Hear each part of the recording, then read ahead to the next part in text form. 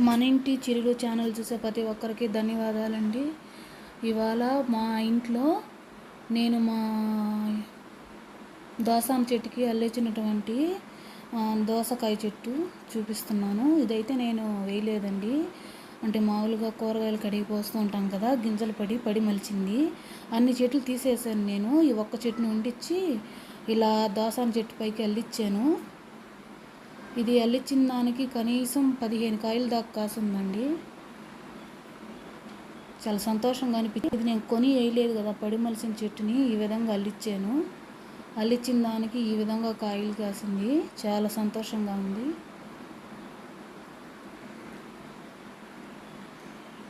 ఇంకా దీనికి పందిలుండి కానీ అల్లిస్తే ఇంకా బాగా అల్లుకొని ఇంకా కొన్ని ఎక్కువ కాయలు కాసిండేది. నాకు పందిలేసేదానికి స్థలం లేక నేను ఈ విధంగా దోసకాయ చెట్టుకి అల్లిచ్చానండి. కాయలు చాలా కాసింది. నేను ఈ వీడియో తీయకముందు కూడా 4 కాయలు కోసున్నాను. 4 మా అమ్మ వాళ్ళకి ఇచ్చి పంపించాను. పుల్లగా తీయగా బాగున్నాయి కాయలు తిన్నాటికి.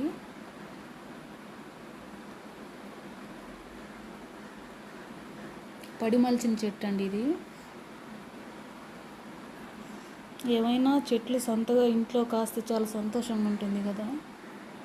నాకైతే చాలా సంతోషం వేసిందండి చెట్టు నిండా కాయలు ఉండేసరికి. అంటే ఈ పడి మలిసిన చెట్టు కదా, మనం వేసింది కూడా కాదు. దోసకాయ చెట్టుకి అయితే ఈ విధంగా అల్లిచ్చాను. నేను కొత్తగా కనకాంబరం చెట్టు ఒకటి కొన్నానండి. ఇది వచ్చి 50 రూపాయలండి. ఇది ఈ తొట్లో వేసిన తర్వాత అంతకుముందు కొమ్మలు ఇరిగిపోయాయి. అవి వచ్చి ఇక్కడ గుచ్చాను, బాగా మొలకెత్తాయి.